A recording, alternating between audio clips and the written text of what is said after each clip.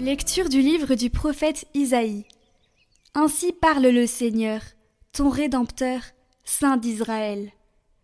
Je suis le Seigneur ton Dieu. Je te donne un enseignement utile. Je te guide sur le chemin où tu marches.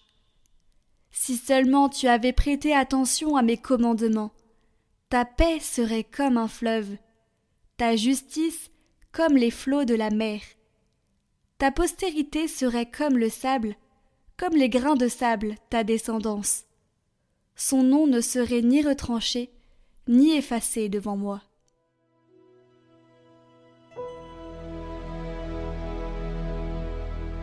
Heureux est l'homme qui met sa foi dans le Seigneur. L'homme qui met sa foi dans le Seigneur. Heureux est l'homme qui n'entre pas au conseil des méchants, qui ne suit pas le chemin des pécheurs, ne siège pas avec ceux qui ricanent, mais se plaît dans la loi du Seigneur et murmure sa loi jour et nuit. Il est comme un arbre planté près d'un ruisseau qui donne du fruit en son temps et jamais son feuillage ne meurt. Tout ce qu'il entreprend réussira. Tel n'est pas le sort des méchants, mais il est comme la paille balayée par le vent. Le Seigneur connaît le chemin des justes, mais le chemin des méchants se perdra. Heureux est l'homme qui met sa foi dans le Seigneur. L'homme qui met sa foi dans le Seigneur.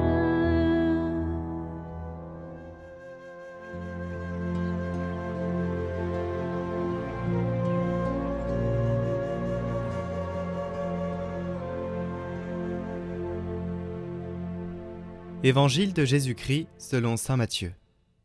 En ce temps-là, Jésus déclarait aux foules : « À qui vais-je comparer cette génération ?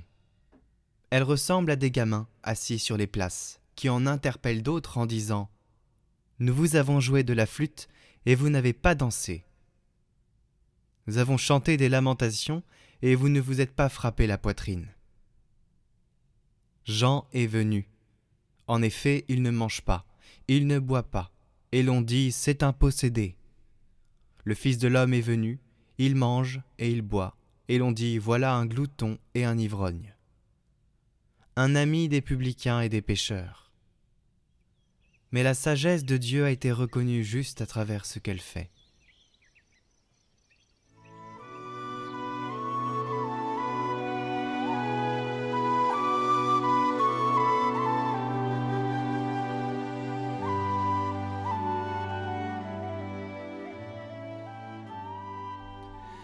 L'Église a besoin de prophètes. Je dirais même plus, elle a besoin que nous soyons tous des prophètes, pas des critiques. C'est autre chose. Une chose, c'est toujours le juge qui critique. Il n'aime rien. Rien ne lui plaît. Non, ce n'est pas bon, ce n'est pas bon, ce n'est pas bon. Ce n'est pas bon, il faut que ce soit comme ça. Ce n'est pas un prophète. Le prophète est celui qui prie, qui regarde Dieu, qui regarde son peuple, ressent la douleur quand le peuple se trompe, pleure. Mais quel est pour moi le critère qui permet de vérifier qu'un prophète, lorsqu'il parle fort, dit la vérité ? C'est alors que ce prophète est capable non seulement de dire, mais de pleurer sur le peuple qui a abandonné la vérité. Et Jésus, d'une part, réprimande avec ses mots durs. Il dit par exemple « génération perverse et adultère ». D'autre part, il pleure sur Jérusalem. C'est le test. Un vrai prophète est celui qui est capable de pleurer pour son peuple et aussi de dire des choses fortes quand il doit les dire. Il n'est pas tiède. Il est toujours comme ça, direct.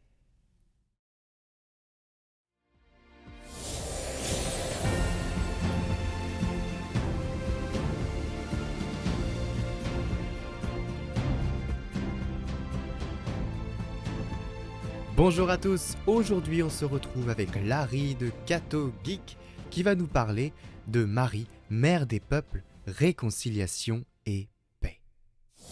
Bonjour à tous, aujourd'hui 9 décembre, je vais vous parler du saint du jour qui est Saint Juan Diego, un saint mexicain très important dans l'histoire du Mexique puisque c'est à lui qu'est apparue la Vierge Marie, Notre-Dame de Guadalupe, en 1531. Laissez-moi vous donner un petit peu de contexte par rapport à ce qui se passait à cette époque-là. Le territoire aujourd'hui connu sous le nom du Mexique est alors sous domination espagnole, après des années de violence et de guerre. C'est une période vraiment compliquée, avec des guerres civiles, avec certains colonisateurs qui utilisaient l'esclavagisme pour oppresser les populations amérindiennes. Et c'est à ce moment-là que la Vierge Marie décide d'intervenir.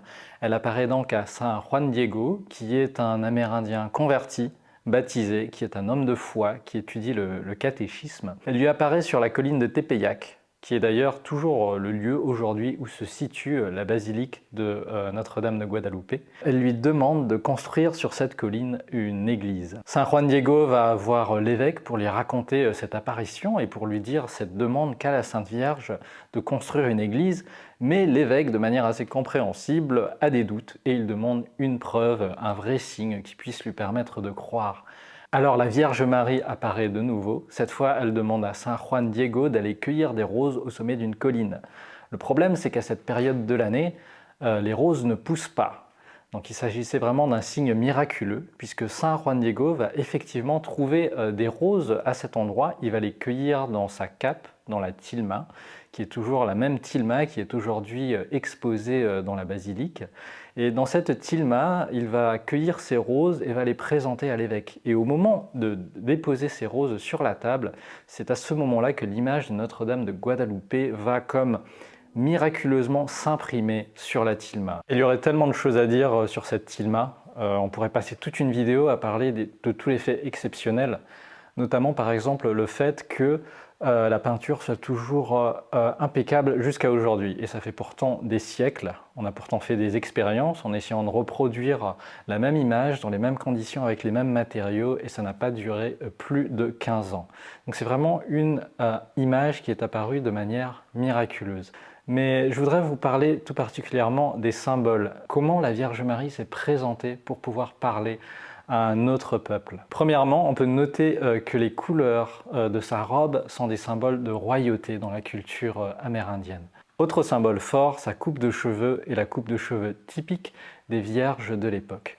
Donc on sait tout de suite, en regardant cette image, qu'elle représente une vierge. Mais un détail tout aussi intéressant, c'est que le ruban qu'elle porte autour de la taille montre qu'elle est enceinte. Donc, juste en regardant cette image, vous comprenez qu'elle est à la fois vierge, mais à la fois enceinte. Enceinte de qui? Eh bien, lorsqu'elle se présente à Saint Juan Diego, elle se présente comme la mère du Dieu unique. Parce que si la plupart d'entre eux étaient polythéistes, en revanche, certains avaient compris, sans la révélation avant même le début de l'évangélisation chrétienne, qu'il existait un Dieu unique, le Dieu créateur, au-dessus de tous les autres. Au final, Marie a utilisé le langage de la culture amérindienne pour se présenter en tant que non pas une déesse d'un peuple étranger qui venait les coloniser, mais vraiment la mère d'un Dieu unique. Elle était venue leur apporter le Christ. Et après l'apparition de Notre-Dame de Guadalupe, cette révolution qui était en préparation ne s'est pas passée.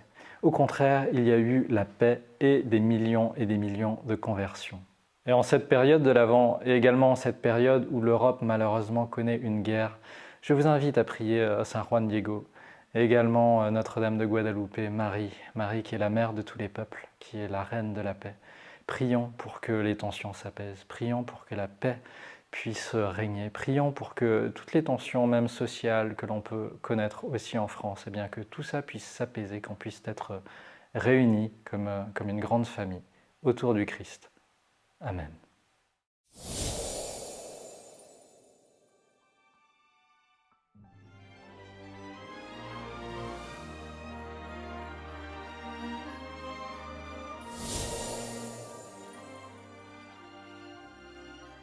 Demain, on se retrouve ensemble avec Tanguy de la chaîne Ictus qui nous parlera de la 3e bougie de l'Avent avec le thème de la joie.